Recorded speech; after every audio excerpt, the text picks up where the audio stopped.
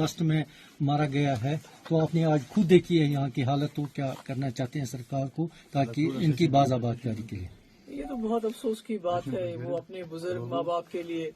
रोजी रोटी कमाने के लिए दिल्ली गया था और वहाँ ब्लास्ट का शिकार हो गया, और अब उसकी ये जानते होंगे इनके दिल पे क्या गुजरी होगी। जवान बच्चे की 30 साल के लड़के की लाश इनको मिली अब। तो इसमें यही है कि बहुत अफसोस है, जितना भी इस पे दुख का इजहार किया जाए वो कम है।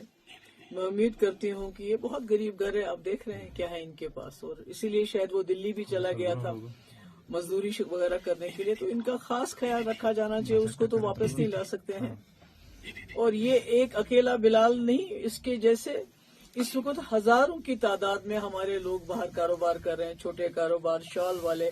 हमारे नौजवान लड़के लड़कियां लाखों की तादाद में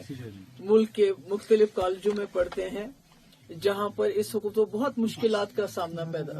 फेस कर रहे हैं। इसमें कोई शक नहीं है कि जो दिल्ली में हुआ वो काबिल मजम्मत है, और उसकी वजह से पूरे मुल्क के अंदर लोगों में बहुत गुस्सा है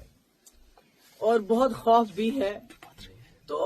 मगर उसका ये कतई मतलब नहीं कि जो हमारे जम्मू कश्मीर के लोग जो मुल्क के अंदर उसको अपना मुल्क जो उनका समझ के वहाँ मजदूरी के लिए जाते हैं, पढ़ने लिखने के लिए जाते हैं, मुझे लगता है उन पे गुस्सा नहीं उतारा जाना चाहिए। और साथ ही एक माँ की हैसियत से मैं सोचती हूँ कि हम लोगों के लिए, जम्मू कश्मीर के लोगों के लिए ये एक लम्हे फिक्र है कि हमारे नौजवान पढ़े लिखे डॉक्टर जैसे, जिनको इस कौम की खिदमत करनी चाहिए, एक अच्छी जिंदगी बसर करनी चाहिए, वो इतना खौफनाक रास्ता इख्तियार कर रहे हैं, इतना खतरनाक रास्ता इख्तियार कर रहे हैं, वो मौत को तरजीह दे रहे हैं जिंदगी के बजाय। तो ऐसे में मुझे लगता है जो हमारे उलमा हैं, जो हमारे मजहबी लीडर हैं, जैसे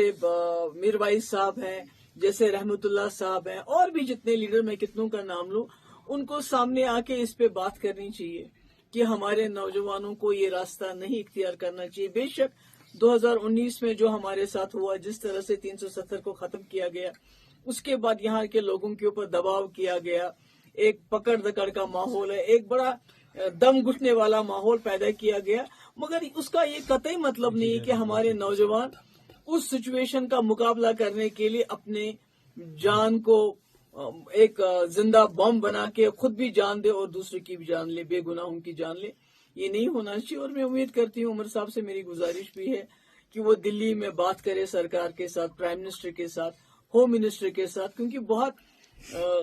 इस वक्त खौफजदा है हमारे कश्मीर के लोग या जम्मू के लोग, जितने भी एरिया से हमारे लोग बाहर कारोबार कर रहे हैं या नौजवान हैं। क्योंकि अभी हिमाचल प्रदेश का एक वीडियो सामने आया, तो हमने देखा किस तरह से हमारे जो शॉल वाले हैं या दूसरे कारोबारी हैं, उनके साथ क्या सलूक हो रहा है। ये तो मुट्ठी भर लोग हैं जिन्होंने ये हादसे में मुलविस थे। आप बेशक उनको सजा दे दीजिए जो आप देना चाहते हैं, मगर इसका कतई मतलब नहीं कि आप इज्तिमाई तौर पे कलेक्टिव पनिशमेंट देंगे जम्मू कश्मीर के लोगों को, उससे तो कुछ हासिल नहीं होगा।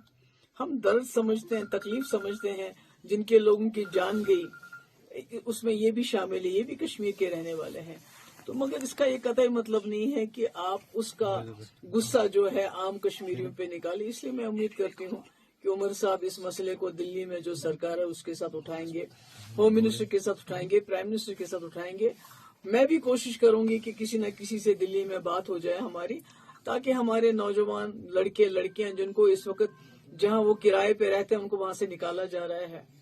कॉलेजेस में उनकी प्रोफाइलिंग हो रही है, उनकी इन्वेस्टिगेशन हो रही है, मतलब हर तरह से उनको हरासा होता है, किया जा रहा है। तो इससे तो हालात और दूरियां पैदा हो जाएंगी आपस में, इससे मसला हल नहीं होगा बल्कि और ज्यादा बिगड़ सकता है। इस हवाले से उमर अब्दुल्ला